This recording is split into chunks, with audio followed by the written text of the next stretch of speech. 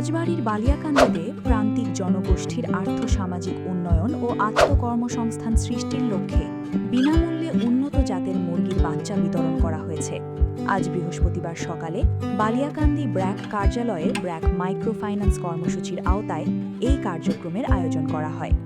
দরিদ্র ও সুবিধাবঞ্চিত পরিবারগুলোকে অর্থনৈতিকভাবে স্বাবলম্বী করে তোলার প্রয়াসে আয়োজিত এই কর্মসূচিতে আজ উপজেলার ১৩ জন উপকারভোগীর মাঝে ২০টি করে মুরগির বাচ্চা বিতরণ করা হয়। অনুষ্ঠানে প্রধান অতিথি হিসেবে উপস্থিত ছিলেন উপজেলা প্রাণী সম্পদ অধ্যক্ষ মানবেন্দ্র মজুমদার। তিনি ব্র্যাকের এ ধরনের কল্যাণমুখী উদ্যোগের প্রশংসা করেন এবং প্রান্তিক খামারিদের প্রয়োজনীয় পরামর্শ প্রদানের আশ্বাস দেন। খামার থেকে আসছে, একটা হাতারি থেকে আসছে, তারা সেখানে ধরেন বাচ্চা জন্মানোর ৩ দিন পর্যন্ত আপনার না খাইলে ওরা বেঁচে থাকতে পারে।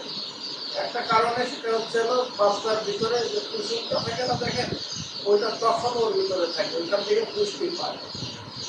সেজন্য এই বাচ্চা জন্মানোর পরপরই যেহেতু একদিনের বাচ্চা, কিন্তু তার খাবারটা খুব জরুরি এখন না, কিন্তু তার ধকলটা খুব খারাপ।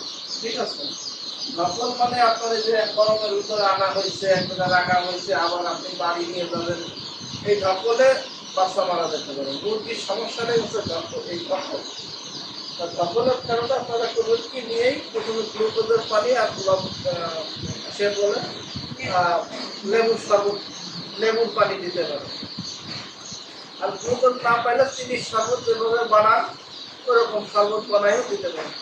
বিতরণকালে অন্যান্যদের মধ্যে আরও উপস্থিত ছিলেন ব্র্যাক মাইক্রোফাইন্যান্স বালিয়াকান্দি শাখার ব্যবস্থাপক মোহাম্মদ নজরুল ইসলাম, এরিয়া ম্যানেজার রাশিদা বেগম, ব্র্যাক সম্প্রসারণ কৃষি ও বীমা কর্মকর্তা ফাতেমাতুজ জোহরা এবং বিসিইউপি শাখা ব্যবস্থাপক মোহাম্মদ নুরুল ইসলাম সহ স্থানীয় সংবাদকর্মী ও গণ্যমান্য ব্যক্তিবর্গ।